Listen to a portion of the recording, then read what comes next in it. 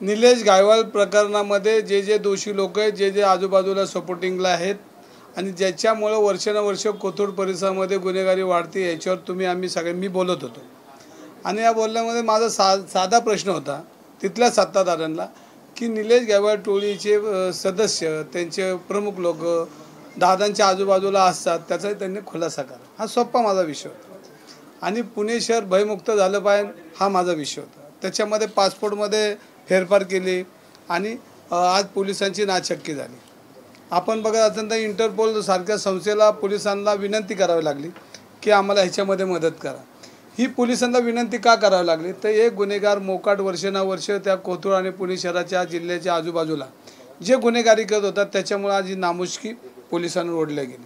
ह्याला जबाबदार कोण आहे तर ह्याच्यावर जबाबदार आम्ही जनता म्हणून विचारत असेल की चंद्रकांत दादा पाटलांच्या आजूबाजूला असलेले गुन्हेगार जर तुमच्या आजूबाजूला असेल आणि तुमचा सपोर्ट घेऊन जर ह्या पुणे शहरामध्ये गुन्हेगारी वाढत असेल तर तुम्ही त्याचा खुलासा करा. ही साधक माझा प्रश्न होता.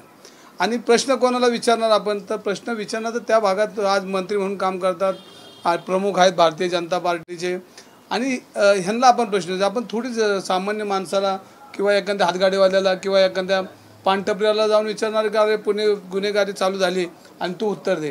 ते पुणेकर म्हणून साधा प्रश्न होता. मी एक पुणेकर म्हणून त्यांच्याशी बोलत होतो. मी शिवसेनेचा महानगर प्रमुख पदावर असलो तरी पहिला पुणेकर आहे आणि पुणेकर म्हणून मी साधा प्रश्न त्यांना विचारत होतो.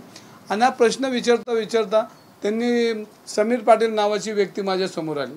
मी फक्त म्हटलं समीर पाटीलचा व्यक्ती दादांच्या आजूबाजूला घुटमळत पुण्याची गुन्हेगारी वाढवण्यासाठी प्रयत्न करतो. तर मी समीर पाटील हा मी पाहिलाच नव्हता.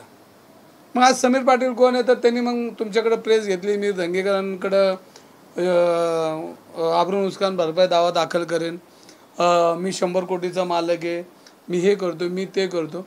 मी म्हटलं आता जर हा माणूस जर आपल्याला चॅलेंज नाही पुणेकरांना चॅलेंज देतो आहे, रवी दंगेकर पुणेकर, आणि माझा तसं म्हणायला गेलं तर निलेश गायवालचा माझा वाऱ्याला बी आम्ही एकमेकाच्या कधी येणार नाही, पण मला त्रास नाही. पण विषय असा की आज पुणे शहरामध्ये जी गुन्हेगारी वाढली त्याच्यावर बोलणं हे कर्तव्य माझं.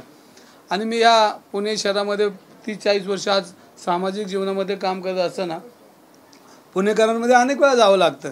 आणि माझी बांधिलकी पुणेकरांची कार्यकर्ता म्हणून की ते पुण्याला आलेलं संकट किंवा पुण्यामध्ये बदनामी होती की पुण्यामध्ये सर्वसामान्य लोकांना जगता येत नाही.